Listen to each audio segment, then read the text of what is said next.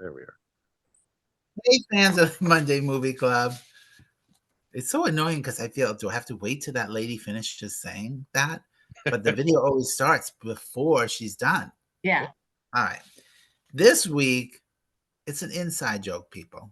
If you tuned out, you tuned out.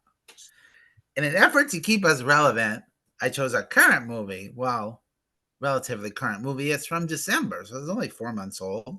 Wonka, which is a sort of prequel. Is it officially a prequel? Yes. To Willy Wonka and the Chocolate Factory. I'm Frank Gaffney. With us, as always, Jolie Wonka, although he's only Jolie Wonka for today. Annie King, who's back from her tour of the Far East. Mark Wotitz Gardner, who I think I'm going to have to call Abacus now. And Cringer and Goldfuck, but Cringer is nowhere to be seen. He waited for this recording to start and he just gave up. He heard that woman's voice. Like most fans. Okay, here's the plot. Armed with nothing but a hat full of dreams, young chocolatier Willy Wonka manages to change the world one delectable bite at a time. How is that a plot synopsis? Okay, let me just say it was adorable from the opening number. And Timothée Chalamet can sing. Chalamet. He can sing. Very sweet little voice. Very sweet. And he's adorable as well.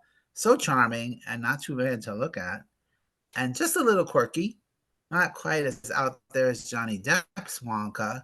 And not even remotely as mean as Gene Wilder's version and Loof. But I wasn't a fan of either of those films. Anthony loves the Gene Wilder version. I guess he kind of grew up with it. And he tolerated the Johnny Depp version. But after the opening number, which I claim was adorable, Anthony said it was all right.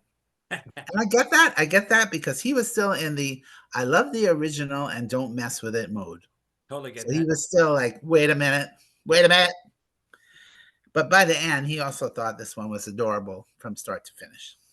And the cast, how cliched, is uniformly excellent. Yes. But they really are. Olivia Colman is having the best time playing the British Miss Hannigan. And she's like right out of a Dickens novel. Very easily. She cracked me up, really. Hugh Grant, great fun in the movie. A real scene-stealing performance. But, of course, he went around saying how much he hated being in this movie and hated playing the part. Douchebag. All right? He's turned into the curmudgeon. Yeah. He's been a douchebag since the 90s. And I feel since he hated it that much, he should donate his fee to charity, one that supplies chocolate to vertically challenged people. That's what I think. You mean my wife? Yeah. I'm sure she would appreciate it. Yes. And the director here is Paul King, who also directed the Paddington movies that most of us loved. I didn't know, but did you notice how many Paddington actors are in this as well? Yeah. And his Wonka is all confection and no real menace or meanness, which really were a part of Roald Dahl's original story, but we were ignoring it here. And there's lots of references to the 1971 Gene Wilder version of Willy Wonka. The Oompa Loompas are orange and with the white eyebrows, but they weren't in Depp's version, Johnny Depp's version, and they weren't in the original story. I read that in the original story, they were actually African pygmies. Yes, because Roald Dahl was pretty much blatantly, I was going to say secretly, but no, he was blatantly a racist and an anti-Semite, so, you know. I don't know if that's racist necessarily. He did go to Africa to get the chocolate. So he just brought them back with him. All right. Yeah, anyway. And so, okay, and Chalamet, am I getting that right? Yeah, Chalamet. Tim. Right? And he can make his cane stand independently like Gene Wilder did. He even does a 2-step up the stairs like Gene did. And he even does one line where he goes reverse that. Yeah. That was also, And 2 songs are right from the Gene Wilder version. The Oompa Loompa song is the same melody, but the lyrics are changed a little bit. And Chalamet's lovely version of Imagination at the end certainly made me a little misty. Agreed. And there's even a fat person in the movie. This time it's Kenan Michael Key, who's the police chief, and here he looks like he's gonna explode. But the first time I saw him fatter, I totally laughed out loud. I was like, "Oh, that's great." I also laughed out loud when Olivia Colman's hulking henchman, played by Tom Davis, showed up in the skimpiest of lederhosen. I was like, "Oh my god, that's brilliant, just brilliant." And Jim Carter, who was the head of staff in Downton Abbey, is very cute as the grumpy, imprisoned former accountant. But aren't accountants all grumpy, Mark? No, no. Okay. And he would have fit right in with last week's Mulan because they call him Abacus. Right. Perfect. And when they got to the zoo to milk the giraffe, don't ask me why. It was great to see that the balloons from Up got another job. Ah, That's great. and that noodle song was cute. The noodle song was cute. And all the new songs are fun. But I think they owe more to The Greatest Showman than they do to Willy Wonka. It had that kind of big, grand feeling. But thank God they opted not to include the Candyman. That's an annoying song right there. The Candyman, again, from the Gene Wilder. I don't know. I have a friend who loves that song. Oh my gosh. And it was a little odd choice when Sammy Davis sang that in the 70s because the Candyman is the guy who brought the drugs. I'm just saying. This was a huge hit at the box office, bringing in some $600 million worldwide, which is a ridiculously miraculous feat considering that it, probably rated G. Is it rated G? I assume. I feel like it's a PG. Really? Yeah. There's nothing going on that's even PG worthy. I think the meanness of Mrs. Scrubber and Scrubbit or Scrub And Bleacher, Scrubber and Bleacher. Scrubber and Bleacher. Of course, they had to do laundry. Yeah. The names of Scrubber and Bleacher. But yes, and you can't have a giraffe milking scene in a G-rated movie. Oh, I see it. That's probably true. And as a mature and sophisticated filmgoer, I was more entertained by Wonka. It really does manage to appeal to absolutely everyone. It just didn't matter that it was pretty pure. I will give it 3.5 chocolates. Wonka invites you to let your imagination run loose. And it leaves you with the hope that one day Timothy Chalamet will turn into, and we'll leave you with the hope that he'll turn into Johnny Depp or maybe even Gene Wilder. That's my review. I really enjoyed it. It was very fun. All right, Aim, you had to love it. Come on.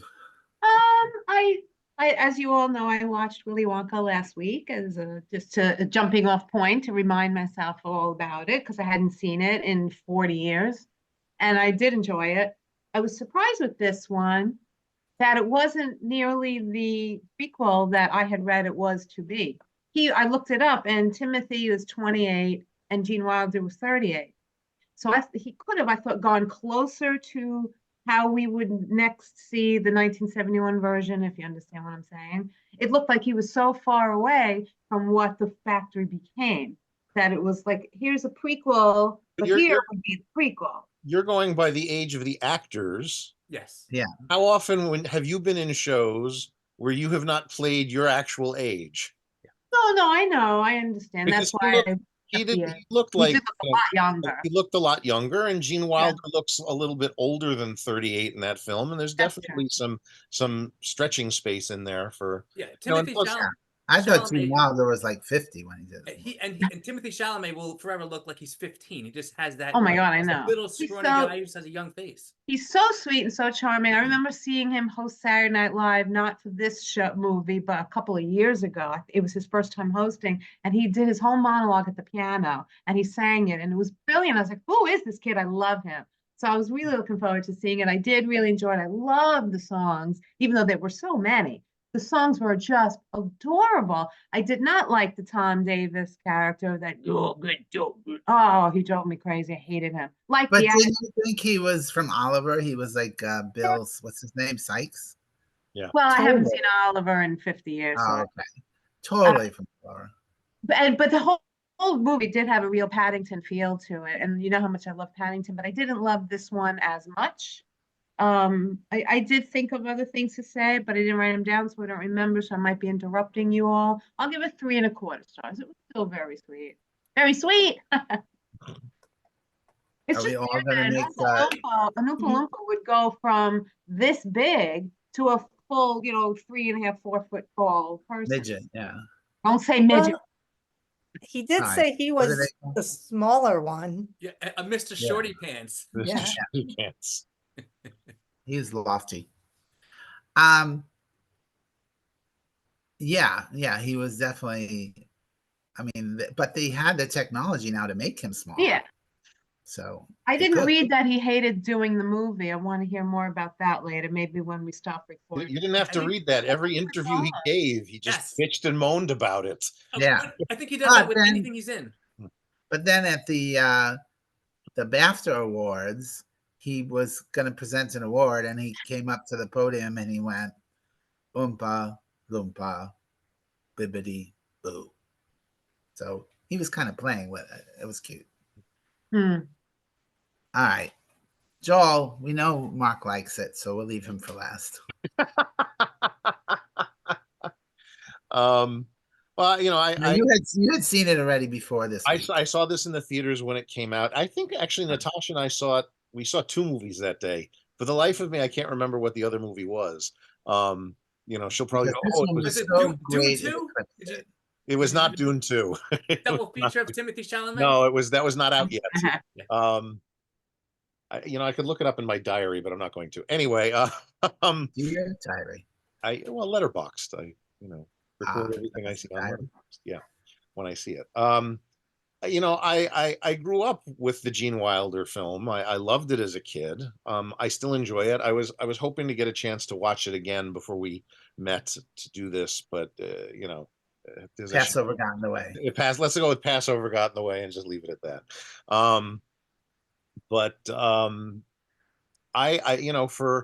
For a prequel of sorts to a classic film explaining the origin of a character that I don't think we ever needed or wanted, I enjoyed it a lot. Right.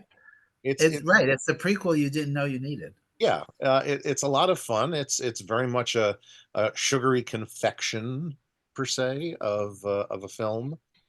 There's nothing really wrong with it in my opinion. It's entertaining. Some of the songs are memorable and some of them are like, what was that one again? It's as you said, it's very well cast, it's very well acted, it's very funny. I love it's not just the Paddington cast that's in the movie. Half the cast of the British version of Ghosts is in the movie too. Yeah. I don't know that. So yeah, isn't Bleacher, isn't he from Ghosts? Was he the one? no, it's Fickelgruber, the one who kept vomiting every time they said, Four? more. He's on Ghosts. The couple that got married in the middle of the movie, the woman is the lead on Ghosts, Right. and the security guard at the zoo is the pantsless politician ghost on the show. Oh, funny. Yeah. Well, it was a big hit, right? Yeah. I don't know what else to say about it. It's just I enjoyed it as much the second time watching it for this as I did the first time seeing it in the theaters. It was just and one of my highest compliments is I was smiling the entire time. yeah, I really exactly. was. It was so fun to watch. If you're not smiling during this particular film, there's something wrong with you. You're a curmudgeon. Yeah. Hugh Grant Hugh Grant. And Barry. You bet. and Barry Hatcher. Exactly. I'm curious to see, I've always wanted someone to do, Roald Dahl wrote a second book, Charlie and the Great Glass Elevator, which I think is kind of a fun and interesting book. I'd love to see someone get rid of the racist aspects in the book and modernize it and do an adaptation. But it has nothing to do with the chocolate factory, right? No, because you remember the end of the first movie, they blast through the roof in the Great Glass Elevator, and then they go on adventures in the Great Glass Elevator. So this is one of their adventures. I'd like to see that, yes, but Okay. it'll never happen. I really want to point out, how, we're on Zoom and Joel is in front of this bookcase, and it looks like he's very studious because he has lots of books, but they're not even books, They're right? books. I thought they were DVDs. No, this room, these are Yeah. all books. They're They're not graphic. books. Why are there like 5 red ones and then 5 yellow ones? It looks like you just designed it. There's like 15 black ones on the top shelf. What is that? A series of what? Okay, so a lot of these are comic book collections and All right, so they're not books. no, they're books. They're not books. They're mixed. You want me Comic books. do I need to twist this so you can see all the Stephen King novels over here and the Agatha Christie? Now, what is books this? there? The shelf we're looking at, black, yellow, red. Yes, the black, yellow, red. So those are the books that you see with the black spines that have like little silver or gold. Yeah, the tips at the bottom. encyclopedia. Those, yeah, those are Marvel Masterwork editions. They're like Right, you know, not books. they're Okay, I they're stand. We anyway. just lost our one viewer. Yeah. Seriously, why did this go off the rails like that? Because I was trying to be funny that it's not really books, which it's not. It's comic books. Who cares? Okay. All right. So Star Wars, Daphne. Joel. What? Star. I'm not giving you my stars now. Screw you. Joel, you're only hurting yourself. Am I? I have China behind me. Yeah, I know. I'm gonna go with Amy and give it 3.25 stars. Even though you loved it both times. Yes, well, only because I still have that nostalgia factor for the first one, and the first one. I had none of that because I didn't even know. I never even watched Willy Wonka and the Chocolate Factory till Anthony made me watch it, and that was not too long ago. Because you're like, didn't really love it.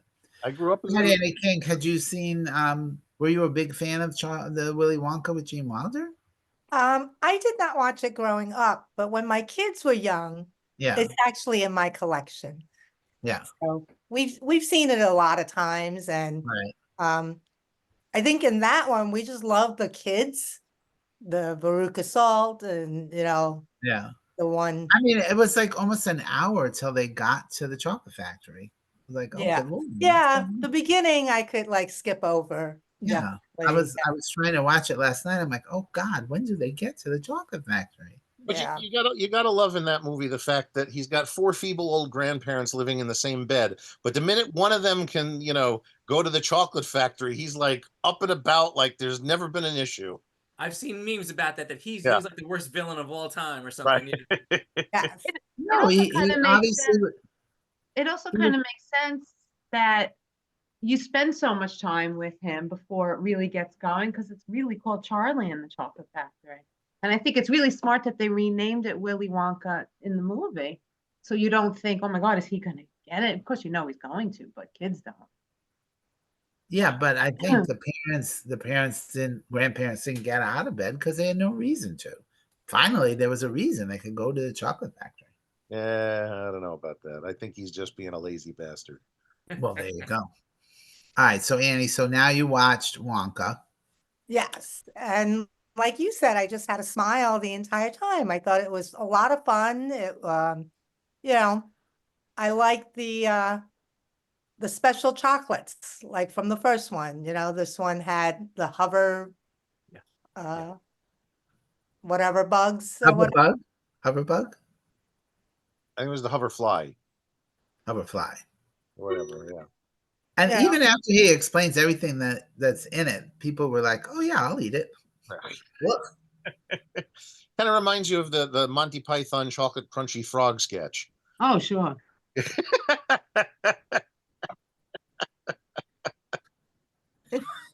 I thought the whole laundry scene with the dog was hysterical when the dog's running and it was a little reminiscent of Little Orphan Annie.